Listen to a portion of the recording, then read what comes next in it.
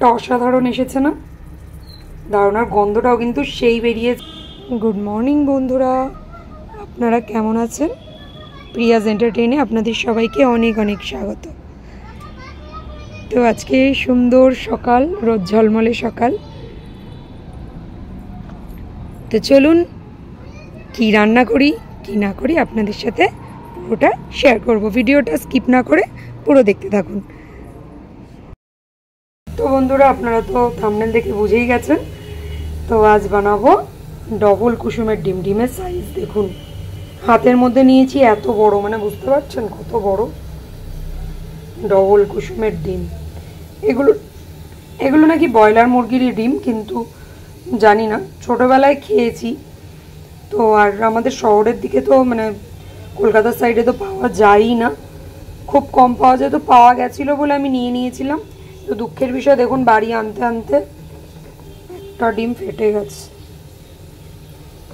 তো যাই হোক, তো আজ এই ডবল কুসুম ডিমের হবে কষা আলু দিয়ে, আর তার সাথে হবে কলমির শাক, একদম টাটকা কলমির শাক। দেখুন একদম টাটকা কলমির শাক, এটা হবে পোস্ত দিয়ে ভাজা। তো সাথে থাকুন, ছোট্ট একটা ভিডিও, ছোট্ট দুটো রেসিপি। তো পুরো ভিডিওটা দেখবেন বন্ধুরা, স্কিপ না করে প্লিজ। তো চলুন আমি মশলা করে নিই আর আলু ফালু কাটাকুটি করে নিই। আমি ডিমটাকে যতক্ষণ শাকটা ছাড়াচ্ছি, আলু কাটছি, ততক্ষণে ডিমটাকে আমি সেদ্ধ বসিয়ে দিচ্ছি। দেখি ওই ডিমটা, যে ডিমটা একটু ফেটে গেছে, ওটা কি হবে তো বুঝতে পারছি না, তাও সেদ্ধ বসিয়ে দিই। এটা অনেকক্ষণ টাইম লাগবে কিন্তু সেদ্ধ হতে, যতটুকু আমার মনে হচ্ছে। তো চলো সেদ্ধ করে নিই। আমি এখানে ততক্ষণ শাকগুলো ছাড়িয়ে নিই।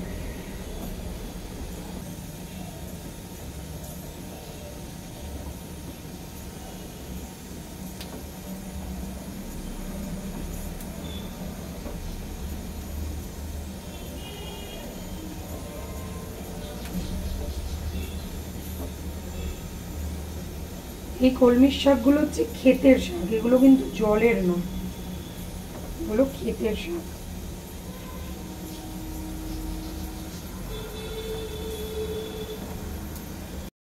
এখানে আমার শাক ধোয়া হয়ে গেছে, এখানে আলু ফালু কেটে নিয়েছি আমি, ডিম সেদ্ধ হয়ে গেছে, ছাড়িয়ে নিয়েছি। একটা জিনিস দেখুন বন্ধুরা, এই ডিমগুলো কিন্তু এরকমভাবে, এর আগেও আমি রান্না করেছিলাম এই ডিম, তো এরকম টাইপেরই খোসা ছাড়ানোর সময় এই প্রবলেমটা হয়।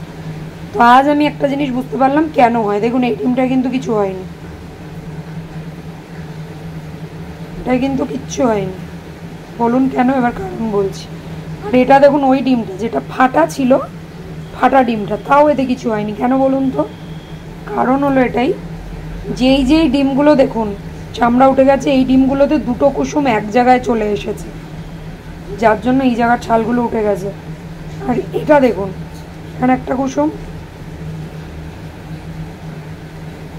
একটা কই, এই যে বোঝা যাচ্ছে, আর একটা কুসুম, এই একটা, এই একটা, এই জন্য দুদিকে দুটো কুসুম বলে ছালগুলো ওঠেনি। ডিমের এই কুসুমগুলো ভারী না, আর চামড়াটা তো একদম পাতলা ওপরে, যার জন্য চামড়াটা উঠে গেছে। তো যাই হোক, এবার আমি ডিমটা ভেজে নিচ্ছি। এখানে রসুন আর পেঁয়াজ কুচিয়ে নিয়েছি আমি শাকে দেবো বলে। কড়া বসানো হয়ে গেছে, এবার তেল গরম হয়ে গেছে। আর আজকে বন্ধুরা আবার প্রচণ্ড বৃষ্টি হচ্ছে, মেঘ ডাকছে, বাজ পড়ছে, মানে মারাত্মক অবস্থা। আমি পেঁয়াজ কুচি আর রসুন দিয়ে দিলাম।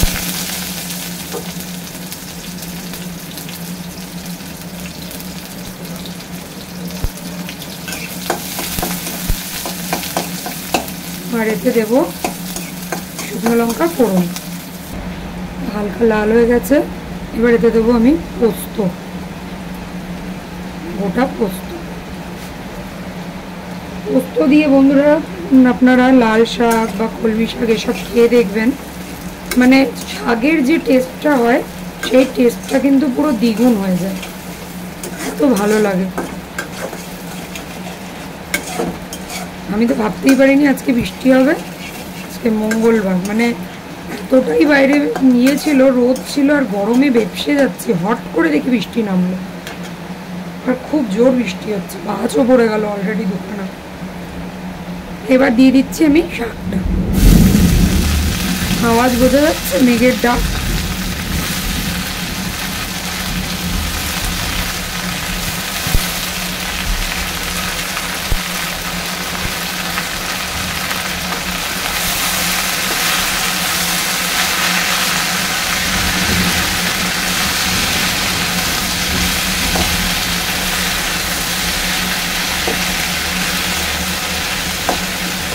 এবার এতে দেবো নুন হলুদ। নুন হলুদ দিয়ে দিয়েছি।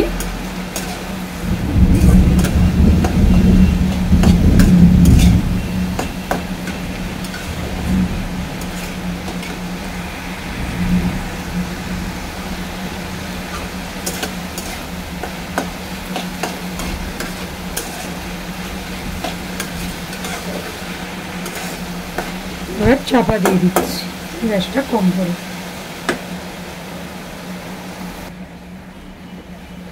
শাকের এই অবস্থা।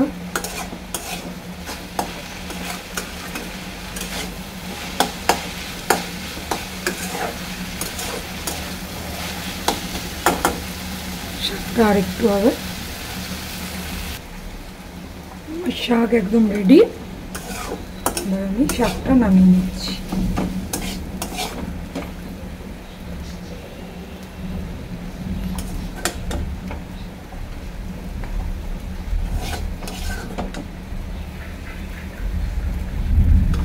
বাবা যা ইয়ে করছে, বিদ্যুৎ চমকাচ্ছে, এমনি ভয় লাগছে।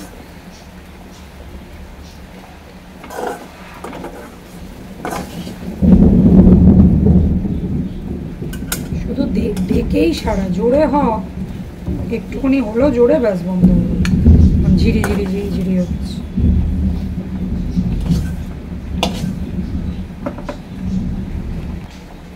আমার শাকটা দেখুন বন্ধুরা, একদম কিন্তু ঝুড়ো ঝুড়ো হয়েছে। এরকম ঝুড়ো ঝুড়ো খেতে কিন্তু খুব ভালো লাগে। তো এবার দিয়ে দিচ্ছি আমি এই কড়াতেই, শাকের কড়াতেই, আর এটাকে ধুলাম না, সর্ষের তেল।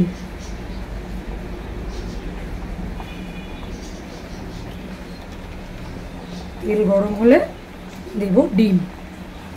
তেল গরম হয়ে গেছে, এবার আমি ডিমগুলো দিয়ে দিচ্ছি আস্তে আস্তে।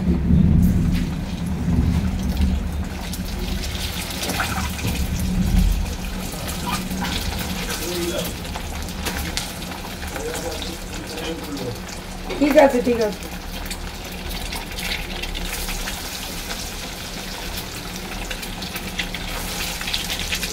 এই সাইডগুলো আগে ভাজা হয়ে গেলে কি এটা বেরোবে না কুসুমটা।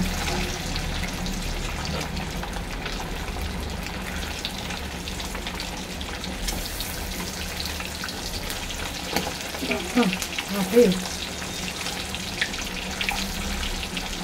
সব তো ধীরে ধীরে নিয়েছি।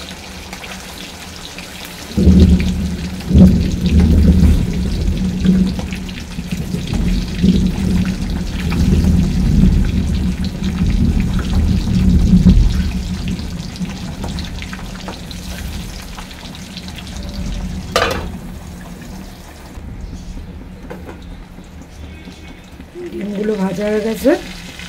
এদিকে আমি ডিমের আলুগুলোকে না প্রেসারে সেদ্ধ বসিয়ে দিয়েছি। এগুলো আমি মশলা কষিয়ে তারপরে দেব। তো ডিম ভাজা তো কমপ্লিট, ডিমগুলোকে নামিয়ে নিচ্ছি।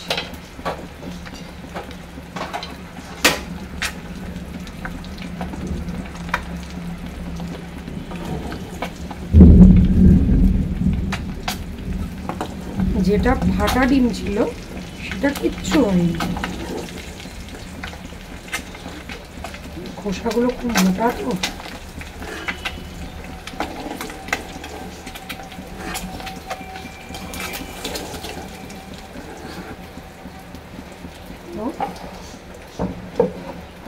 এবার এই কড়াইতেই এই তেলের মধ্যে আরেকটু আমি তেল দিয়ে দিচ্ছি, দিয়ে আরেকটু তেল দিয়ে দিলাম। এবার এতে দেবো তেজপাতা ফোড়ন, জিরে ফোড়ন, আর দেবো এবার পেঁয়াজ কুচিগুলো।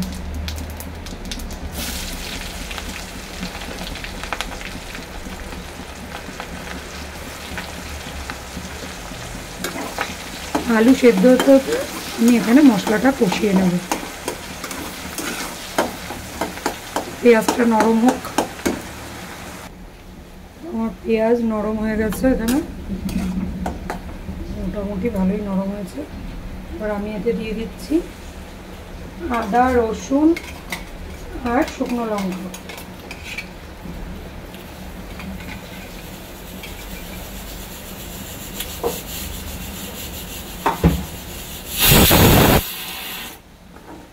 আদা, রসুন, শুকনো লঙ্কা। এবার এতে দেবো টমেটো।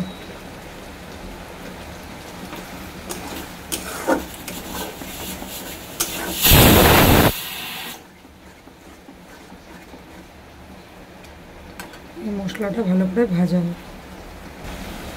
এবার এতে দেবো পরিমাণ অনুযায়ী নুন, হলুদ। আমার এদিকে আলুও সেদ্ধ হয়ে এসছে, মশলা কষানোর আগেই আলু সেদ্ধ হয়ে গেছে। নুন,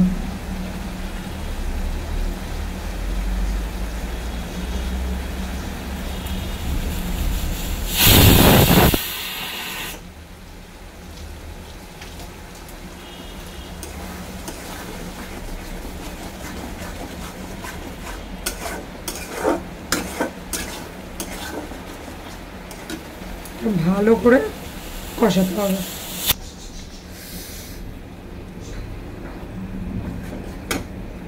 আমার এখানে দেখুন মশলা কষানো মোটামুটি হয়ে গেছে। এবার দেবো আলু, আর আলুগুলো আস্তে আস্তে করে দিয়ে দেবো।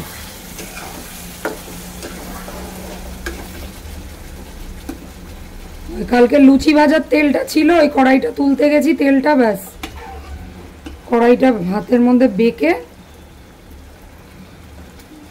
আরে বাবা গো, উড়িয়ে মারিস না রে বাবা, এমনি আঙুলে লাগলো।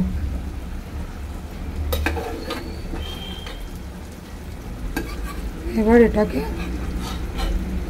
আর একটু কষিয়ে এই আলু সেদ্ধর যে গরম জলটা দিয়ে দেবো।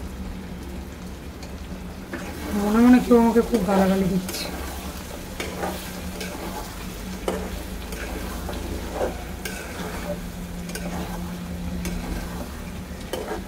আজকে এই শুকনো লঙ্কাটা একদম ঠিক ছিল না। শুকনো লঙ্কাটা কালকে আনা হয়েছে, কিরকম কালো কালো টাইপের লঙ্কা, আর তরকারির কালারটাও কিরকম যেন মানে পুরো লাল না, কিরকম একটা কালচে টাইপের কালার আসছে। এবার আমি এতে দিয়ে দেবো আলু সেদ্ধর যে জলটা, গরম জলটা। কষা কষাই হবে, তাতে আর সামান্য একটু জল দেবো যাতে আলুতেও মশলাটা ঢোকে আর ডিমেও ঢোকে। এবার জল দিয়ে দিয়েছি, এবার দেবো এতে ডিমগুলো।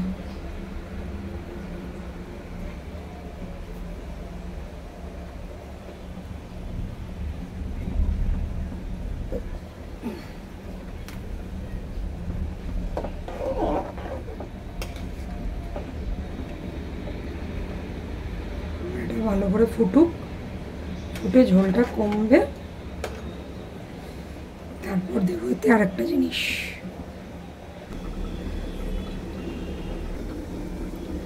তো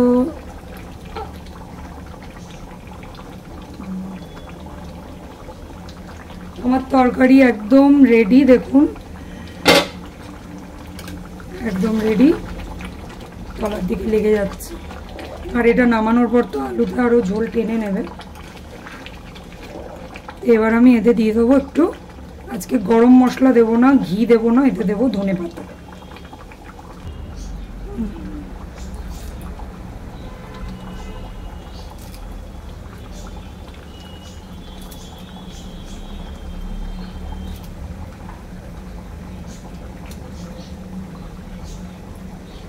তো আমি এবার তরকারি নামিয়ে ফেলছি।